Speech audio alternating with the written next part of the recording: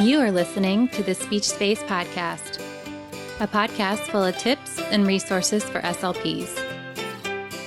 I'm your host, Jessica Cassidy, and this is episode 9.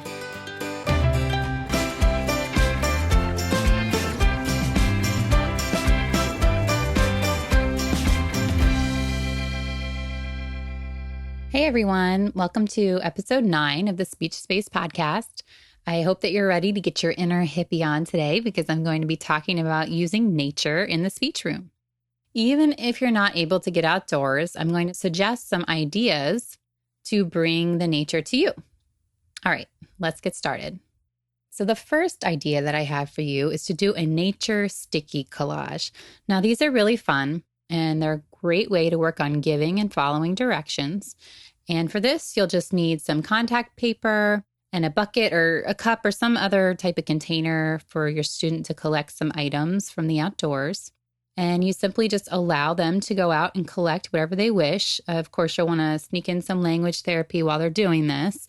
And then you're going to direct them on where the items will go on the collage. So for example, say they have a pink flower that you put right in the middle of the collage. Okay, so you let them start and they can put their first item on there. So once you have your starting point there, then you can say, okay, put the green leaf under the pink flower. And of course, you can make your directions easier or harder based on your student's ability, but you get the idea. And then once their collage is finished, you can have them give you directions on how to make your collage. So they're working on giving you directions as well.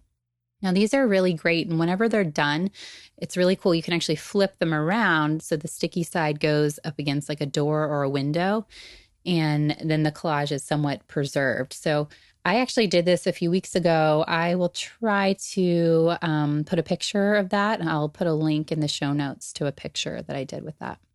The next idea I'd like to share with you is a nature basket. So this one is specifically good for working on adjectives and plural nouns. And again, you're going to ask your student to go out and collect a bunch of items from the outdoors and, just ask them to find whatever they'd like to add to their nature basket. And you can help them too, kind of lead them a bit if they need help. Add things like pine cones, leaves, rocks, flowers. You want to add several of the same items so they have, more than one rock or more than one flower. And then you're going to go and you're going to sit down somewhere on the grass or back inside, and you're going to talk about how all the items look, how all the items feel, discuss color, shape, texture, anything else you can think of to work on those adjectives. You can also talk about same and different, and then you can group the items, and that's where you can work on the plural nouns. And, you could do, I have 1 rock, I have 2 rocks, I have 3 rocks, and work on plural nouns that way. All right. So my last item that I'd like to share with you is a nature hike.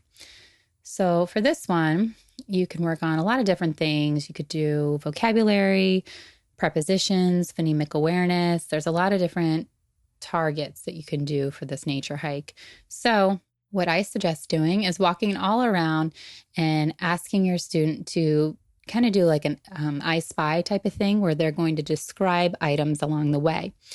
So they can say, maybe I see something with a trunk that is green up top and it grows, and then you can go back and forth and you can describe items to them and they try to find these items that you're describing. And like I said, they describe items to you as well. And to work on phonological awareness goals, you can clap out the number of syllables in an item. So say you saw a tree. Okay, how many syllables does that have? Or flower. Clap out the syllables in flower. Another thing you can do is you can work on identifying the beginning or ending sounds. So, for example, say there's a rock. What sound do we hear at the end of that word? Okay, so you want to see if they can accurately identify the beginning or ending sounds there. And another fun thing that you can do along the way is work on some prepositions. So you or your student could go and stand in various locations and work on things like beside, behind, over, under. So maybe there's a tree stump, you go stand on it. I am on the stump, or I am behind the tree, I am beside the plant, that kind of thing. And you can take turns going back and forth. You just want to have fun with it because Your students definitely will. Getting outside of the speech room can really kind of rejuvenate them, and you can still get in a lot of goals and do your language therapy just like you would in the speech room. So it's not like you're escaping what you need to be working on. It's just doing it in a fun and different kind of way. So, what if you don't have the space to get outside, or the time to get outside, or permission to take your students outside, or if you don't have anywhere to go outside? So, what can you do? So, a couple of things that I think that you could do. One, you could make a nature basket, like I discussed earlier, one of my suggestions on this podcast. And you could bring that in for your students. So you're, gathering all the different materials, and you're going to bring them in a basket or a bucket, and then you'll go through them together and talk about them. It's not as much fun, but it still works. It's still bringing nature into your speech room. Now, the other thing that you can do is you can take a bunch of pictures on your phone or iPad or camera, and you can bring those in, and you can do the same type of thing. I really like to do the I Spy with that. So say you took a picture and you pull it up on your computer or iPad. I like to use the iPad because you can turn it away so you don't see what the picture is, and then they have to describe it to you.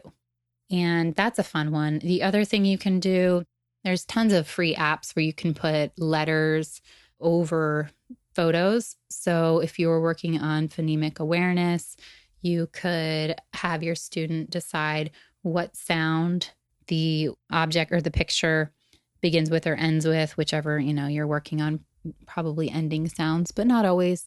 So say they decide that it ends with a k sound. So then you could go in and you could put the letter K on that just to mark it. And then you could do a little phonemic, awareness collage. So that's just another idea. And I would love to hear if you guys have any ideas that you like to do that I didn't mention today. And you could shoot me an email to jessica@thespeechspace.com. And I'm always happy to hear from you. So are you able to get outdoors in your speech therapy sessions? If so, I'd love to hear about your experience. If you liked the ideas that I mentioned in today's episode, you can grab a free handout on the show notes page, which you can find, like I said, if you go to www.thespeechspace.com/podcast. Or if you're listening in iTunes, you can click more info, and the link will be right there in the show notes to route you to the right place. Thank you so much for joining me for today's episode. I hope you enjoyed it. Please take a minute to leave a review of the podcast on iTunes if you have a minute. Doing this will help other SLPs be able to find the podcast easier. And make sure that you check back next week when I talk about some summer books for speech therapy.